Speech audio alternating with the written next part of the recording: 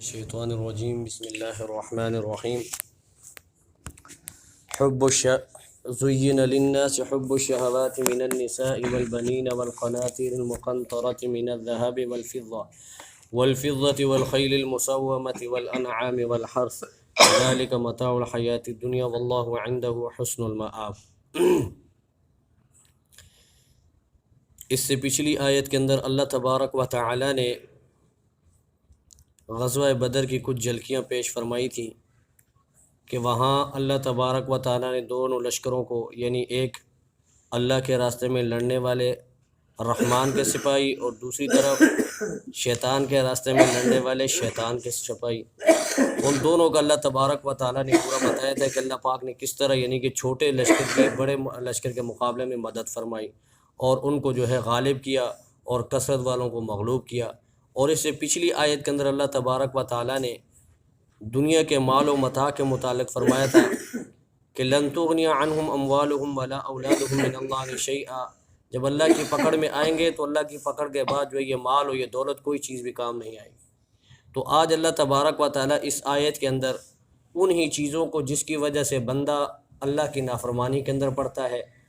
اللہ تبارک و تعالیٰ سے بغاوت کرتا ہے، بغاوت پہ اترتا ہے،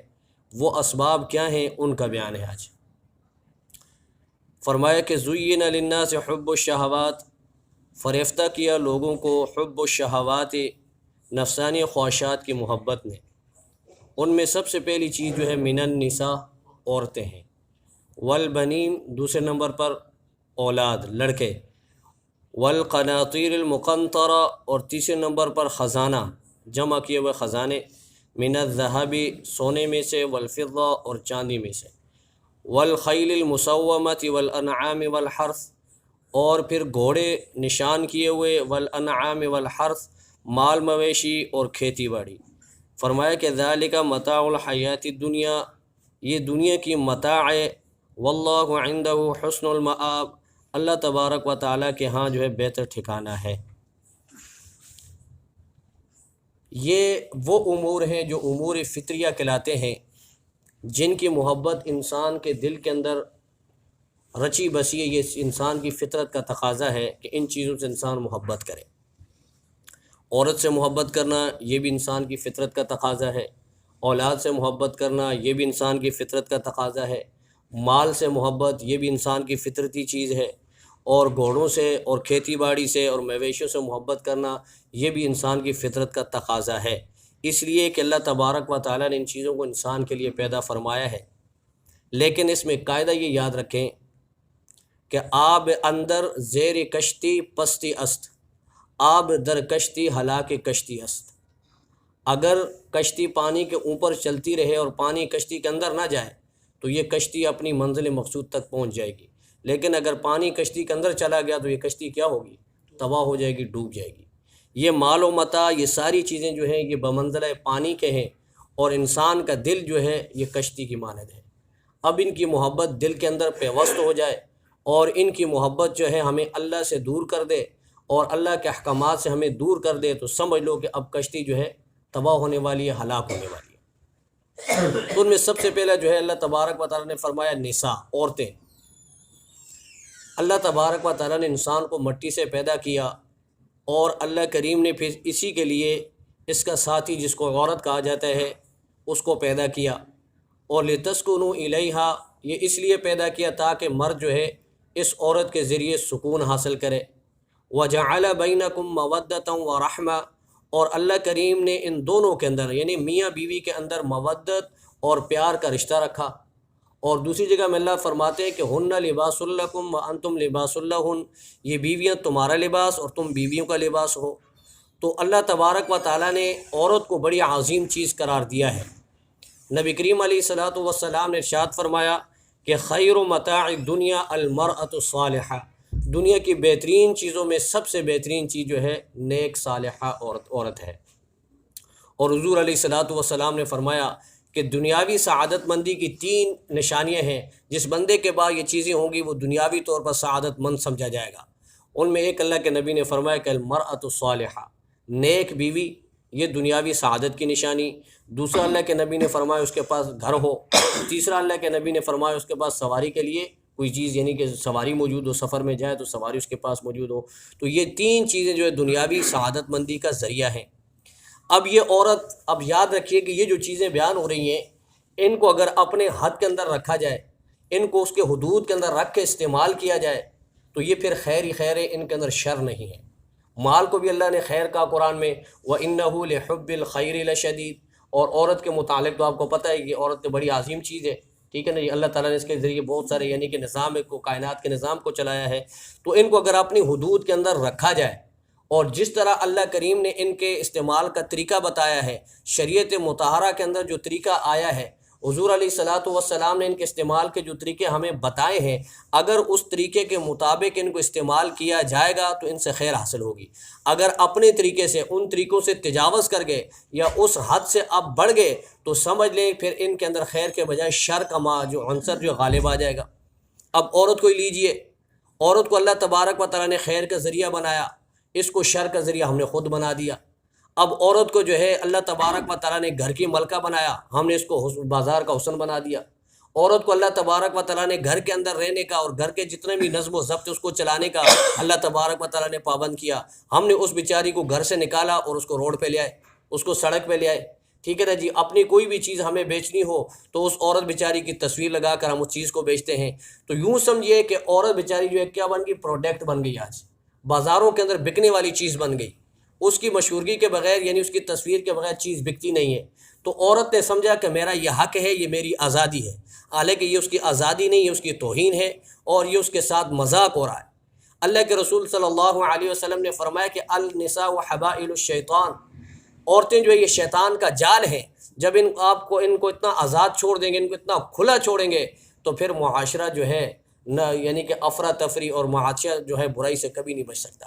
جب عورتیں جو ہے وہ تنگ لباس پہن کر یا بالکل نہ ہونے کے برابر لباس پہن کر سڑکوں پہ گھومیں گی، نوجوان بیچارے اپنا کتنا بھی اپنے آپ کو یعنی کہ محفوظ کرنا چاہیں لیکن وہ اپنے آپ کو محفوظ نہیں کر سکیں گے۔ ان کے خیالات پراگاندہ ہوں گے، ان کے ذہن کے اندر غلط غلط خواہشات پیدا ہوں گی، اور پھر ایک ایسا ہوگا کہ وہ ایک قدم آگے بڑھیں گے اور وہ پھر زنا کی طرف جائیں گے۔ اور پھر جس معاشرے کے اندر زنا رائج ہو جائے، زنا عام ہو جائے، تو اس معاشرے کی تباہی اور بربادی کی یہ پہلی سیڑھی ہے۔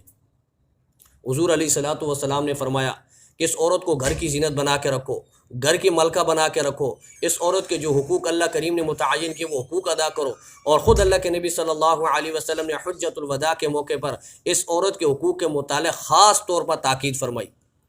عورت کے حقوق کو ادا کیا جائے۔ لیکن عورت کا یہ حق نہیں جو آج ہم سمجھے ہوئے ہیں کہ عورت بیچاری کو جو ہے اس کے حقوق سے نکال دیا جائے اور اس کی حد سے اس کو نکال کر باہر روڈوں پہ لے آئیں، ٹھیک ہے جناب۔ اور آج تو جو ہے جمہوریت کا دور ہے اور لوگ کہتے ہیں نہیں جی مرد اور عورت جو ہے گاڑی کے دو پہیے ہیں، ان کے بغیر تو کائنات کا سسٹم چلتا نہیں ہے۔ تو اس عورت کو بیچاری کو جو ہے بالکل پہلے بازار میں لائے اور اب جو ہے اسمبلیوں کے اندر بھی لے کے آ گئے۔ اب وہاں وہ گالم گلوچ پتہ نہیں کیا کیا بدتمیزی ہوتی ہے، ہماری اسمبلیوں کے اندر آپ نے دیکھا ہے، ٹھیک ہے جناب۔ عورت کی توہین اور اس کو گالی بھی دی جا رہی ہے، اس کو تھپڑ بھی پڑ رہے ہیں، اس کو جوتے بھی پڑ رہے ہیں، ٹھیک ہے جناب۔ اور وہ وہاں پہ جو ہے بازار حسن کی زینت بنی ہوئی ہے۔ تو اللہ کریم نے فرمایا کہ ایسا عورت کا یہ اگر اس کو آپ اس طرح یعنی استعمال کریں گے تو یہ آپ کے لیے فتنے کا ذریعہ ہے۔ اور اب تو یہ ہوتا ہے کہ جی باقاعدہ عورت کو جو ہے یعنی حکومت کے اندر حصہ بھی دیا جاتا ہے اور اس کو جو ہے وزارتیں بھی دی جا رہی ہیں اور اس کو مشیر بھی بنایا جا رہا ہے، کمیٹیوں کے اندر سربراہ بھی متعین کیا جا رہا ہے۔ یہ میں نہیں کہہ رہا، اللہ کے پاک پیغمبر صلی اللہ علیہ وسلم نے اس کی نشاندہی پہلے کر دی تھی۔ 1400 سال پہلے اللہ کے پاک پیغمبر نے فرما دیا تھا، ترمذی کی روایت ہے، اللہ کے نبی نے فرمایا اذا کان امراؤکم خیارکم، جب تمہارے حاکم جو ہے شریف قسم کے لوگ ہوں، وَأَغْنِيَاؤُكُمْ سُمَحَاؤُكُمْ، اور تمہارے امیر لوگ جو ہیں وہ سخاوت کرنے والے ہوں، تمہارے مالدار لوگ کیا ہوں؟ سخاوت کرنے والے ہوں۔ وَأُمُورُكُمْ شُورَىٰ بَيْنَكُمْ، اور تمہارے آپس کے معاملات جو ہیں وہ مشاورت سے طے ہوں، تمہاری ایک شورا موجود ہو، اس کے ذریعے تم اپنے مسائل جو حل کرو۔ فرمایا کہ پھر یہ ہوگا فَظَهَرَ الْأَرْضُ خَيْرٌ لَكُم مِّن بَطْنِهَا، تمہارا زمین کے اوپر رہنا تمہارا زمین کے نیچے جانے سے بہتر ہے۔ اگر یہ سسٹم ہے، اگر اس کے برعکس ہے اذا کان امراؤکم شرارکم، جب تمہارے حاکم جو ہیں وہ شریر قسم کے لوگ ہوں، بدبخت قسم کے لوگ تمہارے حاکم بن جائے، اور فرمایا کہ وَأُمُورُكُمْ إِلَىٰ نِسَائِكُمْ، اور تمہارے کام جو ہے وہ عورتوں کے سپرد ہو جائیں، تمہارے جتنے بھی معاملات ہیں وہ عورتوں کے پاس چلے جائیں۔ تو اللہ کے پاک پیغمبر نے فرمایا کہ فَبَطْنُ الْأَرْضِ خَيْرٌ لَكُم مِّن ظَهْرِهَا، پھر تمہارا زمین کے نیچے چلے جانا تمہارا زمین کے اوپر رہنے سے بہتر ہے، یعنی تم مر جاؤ اس وقت۔ بے غیرتی کی آخری حد ہے کہ بھائی عورت کو بیچاری کو آپ نے بازار میں لے آئے، اس کو بازار کی زینت بنا دیا، اس کو جو ہے اتنے بڑے بڑے یعنی کاموں کو آپ نے سرپرست جب بنا دیا، اللہ کے پاک پیغمبر نے منع کیا ہے۔ حالانکہ سوال کریں گے آپ کہ بھائی آج کی عورت جو انٹیلیجنٹ ہے، آج کی عورت پڑھی لکھی ہے، رب کعبہ کی قسم قرآن میرے سامنے ہے، وہ حضرت عائشہ رضی اللہ تعالی عنہا کی ایک پاؤں کی خواب کے برابر بھی نہیں ہے، ذہنی طور پر بھی۔ جو اللہ کریم نے حضرت عائشہ رضی اللہ تعالیٰ عنہ کو مقام دیا تھا، کیا وہ آج کی عورت مقام پا سکتی ہے؟ جو اللہ نے فاطمہ الزہرا رضی اللہ تعالیٰ عنہ کو مقام دیا تھا، آج کی عورت وہ مقام حاصل کر سکتی ہے؟ تو ذہنی طور پر بھی اور مہارت کے اعتبار سے بھی جو اللہ کریم نے ان لوگوں کو جو مقام دیا تھا وہ آج کی عورت کو حاصل نہیں ہے، لیکن ان کو اللہ تبارک تعالیٰ نے اور اللہ کے نبی نے ان کو گھروں میں رکھا۔ اور یہاں تک فرمایا، عورتوں نے جب کہا کہ اللہ کے نبی کیا ہم مسجد میں آ کر نماز نہ پڑھیں، تو اللہ کے نبی نے فرمایا کہ تم گھروں میں پڑھو، یہ تمہارے لیے زیادہ بہتر ہے۔ اور پھر اللہ کے نبی نے یہ یعنی کہ تقسیم بھی بتائی کہ جب مرد کھڑے ہوں، اگر عورت مسجد میں آ جائے، نماز کے لیے آ جائے، تو پہلے مردوں کی صف ہوگی، پھر اس کے بعد بچوں کی ہوگی، اور آخر میں عورت کی ہوگی۔ اتنا پردہ رکھا گیا ہے کہ بچوں سے بھی آگے نہیں کھڑا کیا گیا اس کو۔ اور آج ہم جو عورت بیچاری کو پتہ نہیں کیا سمجھے ہوئے ہیں۔ تو یہ جب یہ طریقہ ہوگا تو پھر یہ یوں سمجھے کہ ہم نے حد سے تجاوز کیا، اور اس چیز کو جو ہے استعمال میں ہم نے غلطی کی۔ اب اس کا نتیجہ جو ہے آج ہم دیکھ رہے ہیں پوری دنیا کے اندر جتنے بھی فتنے اور فساد ہیں وہ اس عورت ہی کے ذریعے شروع ہوتے ہیں۔ ٹھیک ہے، اب مغلیہ دور کو آپ اٹھا کر دیکھ لیں، الحمدللہ بڑا اچھا دور بھی، اس میں بڑے اچھے بادشاہ بھی ہیں، لیکن اکثر و بیشتر ایسے بادشاہ بھی گزرے اس میں جو انہی عورتوں کے فتنے میں مبتلا رہے، عورتوں کے چکروں میں پڑے رہے۔ کسی نے جو ان کے لیے تاج محل بنایا، کسی نے پتہ نہیں کیا بنایا، کسی نے کیا بنایا، عورتوں کی چکروں میں۔ حب الشہوات یعنی نفسانی خواہشات کے محبت کے پیچھے اندھے ہو کر پڑ گئے، تو اس کا نتیجہ پھر یہی نکلے گا، اللہ سے دوری، اللہ کے احکامات سے روگردانی۔ فرمایا کہ والبنین، دوسرے نمبر پر اولاد ہے۔ انما اموالکم و اولادکم فتنہ، تمہارا یہ مال، تمہاری یہ اولاد جو ہے یہ فتنہ ہے، تمہارے لیے آزمائش ہے۔ اور اللہ پاک فرماتے ہیں کہ المال والبنون زینت الحیات الدنیا، یہ مال و دولت یہ تو دنیا کی زینت ہے، والباقیات الصالحات خیر عند ربک خیر و ابقا، اور تمہارے نیک اعمال ہی تمہارے لیے آخرت میں جو ہے ذریعہ نجات ہوں گے۔ یہ مال، یہ دولت، یہ کچھ بھی کام نہیں آئے گا۔ آج اولاد کے لیے بندہ کیا کچھ نہیں کرتا، خصوصاً بیٹے جو ہیں ان کے اوپر والدین کے خصوصی طور پر نظر یعنی کرم ہوتا ہے۔ وہ چاہتے ہیں کہ جی میرا بیٹا جو ہے معاشرے کے اندر اس کا اونچا مقام ہو، میرا نام روشن کرے، وہ پڑھے لکھے، اور اس کے لیے پتہ نہیں کیا کچھ نہیں کیا جاتا، اس کے لیے حلال حرام ناجائز جائز ناجائز اس کی کوئی تمیز نہیں ہوتی۔ بس میں اپنے بیٹوں کے لیے، میں اپنی اولاد کے لیے، اس میں زیادہ تر حصہ جو ہے لڑکے کا ہوتا ہے، لڑکی بیچاری کتنا نہیں ہوتا، لڑکی کو لوگ اتنا توجہ نہیں دیتے، بیٹے کو زیادہ دیتے ہیں۔ کاروبار اس کو شروع کر کے دیا، اس کے لیے بنگلے بنائے، اس کے لیے گاڑیاں لی کہ بعد میں جو ہے یہ میرا سہارا بنے گا، لیکن اکثر و بیشتر ہم اخبارات میں پڑھتے ہیں کہ بعد میں وہ سلسلہ کیا ہوتا ہے، بالکل اس کو الٹ ہو جاتا ہے۔ وہی لڑکا اٹھ کے باپ کے گریبان پہ ہاتھ ڈالتا ہے کہ جی میرا حصہ دو، میرا حق دو، اگر نہیں ہوتا تو اس باپ کو بیچارے کو گھسیٹ کر عدالت میں لے کے جاتا ہے۔ اور یہاں تک بھی آپ نے اخباروں میں پڑھا ہوگا کہ بیٹے نے جائیداد کی وجہ سے باپ کو قتل کر دیا، باپ کو مار دیا، یا اس باپ کو اغوا کروا دیا۔ جس بیٹے کے لیے اس بیچارے نے یہ یعنی کہ یہ سپنے دیکھے تھے، آج اس کے سپنے چور چور ہو گئے۔ وہ بیٹا جس کے لیے حلال حرام کی تمیز چھوڑی جس نے کہ میرے بیٹے کا مستقبل بن جائے، وہی بیٹا اس کے لیے رسوائی کا سبب بن گیا، ڈکیتیاں کرے گا یا چوریاں کرے گا یا پتہ نہیں کیا کیا خرافات کرے گا، جس کی وجہ سے اس باپ بیچارے کا بدنامی کا سامنا کرنا پڑے گا۔ تو یہ فرمایا کہ والبنین، یہ تمہاری اولاد بھی تمہارے لیے کیا ہے، آزمائش کا ذریعہ ہے۔ ان کی محبت جو ہے حد سے زیادہ محبت ان سے نہ کی جائے، ٹھیک ہے، اتنی محبت جتنی شریعت نے کہا ہے، حالانکہ ان کے ساتھ محبت یہ فطرتی تقاضا ہے۔ نبی کریم علیہ الصلوۃ والسلام، آپ سے ان کے صاحبزادے تھے چھوٹے، حضرت ابراہیم، جب ان کا انتقال ہوا آپ سے آنسو بہا رہے تھے، تو صحابہ نے فرمایا کہ اللہ کے نبی آپ بھی آنسو بہاتے، آپ نے تو ہمیں منع کیا ہے۔ تو اللہ کے نبی نے فرمایا کہ بھائی یہ فطرتی چیز ہے، یہ جو میرے آنسو ہیں یہ فطرت ہے، یہ محبت ہے اس کے ساتھ، یہ فطرتی چیز ہے، لیکن گریبان پھاڑنا ان چیزوں کو یہ میں نے منع کیا ہے۔ تو یہ جو محبت کا یہ جو آنسو ہیں، یہ محبت کے آنسو ہیں، یہ میری فطرت ہے۔ اللہ تعالیٰ نے انسان کے اندر یہ فطرت رکھی ہے کہ اس کو مال کے ساتھ، اولاد کے ساتھ، بیوی بچوں کے ساتھ محبت ہوتی ہے۔ فرمایا کہ اولاد کی محبت کو بھی زیادہ اپنے اوپر ہیوی نہ کیا جائے۔ والقناطیر المقنطرہ، اور خزانے، جو مال، بینک دولت آپ نے بینکوں کے اندر جمع کیا ہوا مال، اس کو جو ہے جمع کرتے کرتے کرتے کرتے بس صرف جمع کرنے کے چکر میں پڑا ہوا بندہ، خرچ کرنے کا اس کو پتہ بھی نہیں کہ بھائی میں نے اس مال کے حقوق ہیں وہ بھی ادا کرنے ہیں، میرے عزیز و اقارب کے بھی اس میں حقوق ہیں، غریب غربا کے بھی حق ہیں، اور دوسرے بھی حقوق اس مال کے ساتھ متعلق ہیں، میں نے ان کو ادا نہیں کرنا اور بینک کو اندر بھرتے رہنا ہے، اور آخر میں ہوگا یہ موت آئی اور چلا گیا دنیا سے وہ مال اور دولت، پیچھے پتہ نہیں کس کا ہوگا، پھر اس کے اوپر لڑائی ہوں گی، جھگڑے ہوں گے، قتل و غارت ہوگی، خون ریزی ہوگی، شراب و کباب ہوں گے، تو یہ بیچارہ دنیا سے چلا جائے گا، پھر یہ اس کے لیے وبال بن جائے گا۔ فرمایا کہ من الذهب والفضہ، یہ خزانے جو ہے سونے کی شکل میں ہوں یا چاندی کی شکل میں ہوں، یہ تمہارے لیے آزمائش، ان کی محبت حد سے زیادہ نہ کرو۔ والخیل المسومہ، اور نشان کیے ہوئے گھوڑے، ٹھیک ہے، والانعام، اور مویشی، والحرث، اور تمہاری کھیتی باڑی، یہ وہ امور ہیں جن کی وجہ سے بندہ ان کے اندر لگ کر، ان کے اندر منہمک ہو کر اللہ کی جو احکامات اور اللہ کی عبادات سے دور رہ جاتا ہے۔ یہ یہاں تو نہیں ہوتا چونکہ الحمدللہ ہم شہری لوگ ہیں، شہر کے اندر ان چیزوں کا پتہ نہیں چلتا، دیہات میں جب آپ جائیں تو والخیل المسومۃ والانعام، یعنی مویشیوں کے اندر پڑھ کر اور ان چیزوں کے اندر پڑھ کر بندہ اللہ کی عبادت سے دور رہتا ہے۔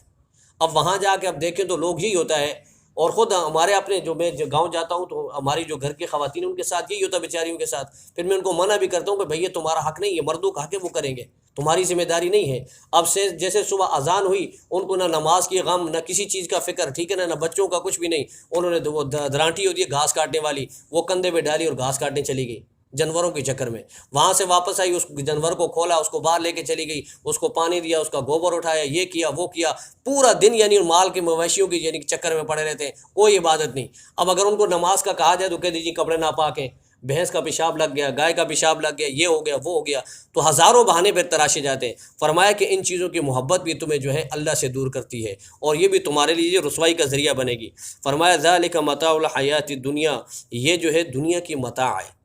دنیا کی یعنی کہ رونق ہے، عارضی دنیا کا ایک وہ متاع ہے، آخرت میں اس کا کوئی کام نہیں، یہ دنیا کے ساتھ اس کا تعلق ہے، اور یہ فانی دنیا جیسے ختم ہوگی تو یہ تمہارا مال اور دولت سب کچھ یہیں رہ جائے گا۔ متاع عربی زبان کے اندر جو ہے اس کپڑے کو کہا جاتا ہے جس کپڑے کے ساتھ برتن مانجے جاتے ہیں، برتن دھونے کا کپڑا ہوتا ہے نا گندا، اس کو متاع کہتے ہیں عربی کے اندر، ٹھیک ہے نا۔ حضرت یہ بہت بڑے لغت کے امام تھے، وہ اس معنی کی تلاش میں نکلے کہ متاع الحیات الدنیا، اللہ نے کہا ہے کہ یہ دنیا کی متاع ہے، ٹھیک ہے نا، عارضی نفع ہے دنیا کا، اس سے کیا مراد ہے؟ اس معنی کی تلاش میں حضرت ادھر ادھر جا رہے تھے تو ایک دیہات میں گئے، اور وہاں تقریباً رات ہو گئی، رات تقریباً مغرب کا ٹائم تھا، تو بچہ جو ہے چیخ مار رہا تھا،